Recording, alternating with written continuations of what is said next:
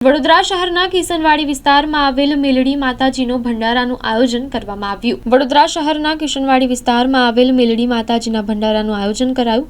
આ વિસ્તારના તમામ ભક્તોએ હજારોની સંખ્યાએ મહાપ્રસાદીનો લાભ લેવામાં આવ્યો હતો, જેમાં મંદિરના ભુવાજી કૃષ્ણાભાઈ અને તમામ એમના કાર્યકર્તાઓ આ મહાપ્રસાદીમાં એમનું યોગદાન આપ્યું હતું। છેલ્લા 8 વર્ષથી માં જય માં મેલડી તરફ મહાપ્રસાદીનું આયોજન કરવામાં આવી રહ્યું છે, જેમાં જવારા સ્થાપના, જવારા વડાવવા, માતાજીનો હવન સાથે મહાપ્રસાદીનું આયોજન કરવામાં આવ્યું હતું, જેમાં મોટી સંખ્યામાં માઈ ભક્તોએ પ્રસાદીનો લાભ લીધો હતો। આ કિશનવાડીમાં જલારામ ચોક કરીને એક વિસ્તાર છે, આજવા રોડ પાસે। અહીંયા ઘણા સમયથી અમારા કૃષ્ણ ભુવાજીના તરફથી ભવ્યથી ભવ્ય ભંડારાનું આયોજન કરવામાં આવે છે।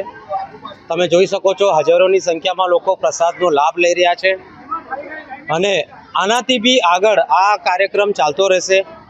માં મેલડીના આશીર્વાદથી અમે હજુ આગળ વધતા રહીશું અને આખા વડોદરામાં આ પહેલો મોટો મંદિર થશે એવી અમે પૂરું લગનથી આ કામ કરતા રહીશું।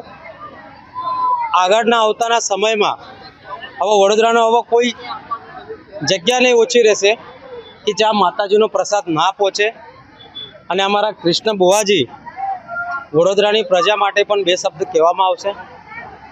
કેટલા વર્ષથી આપણે આયોજન કરો છો આ ભંડારામાં? અમે લગભગ 5 થી 6 વર્ષથી આ આયોજન રાખી છે। આપનું નામ? મારું નામ છે સાગર સિતોળે। હું મુચમોડા વિસ્તારથી આવું છું। આ મારા બધા મિત્રો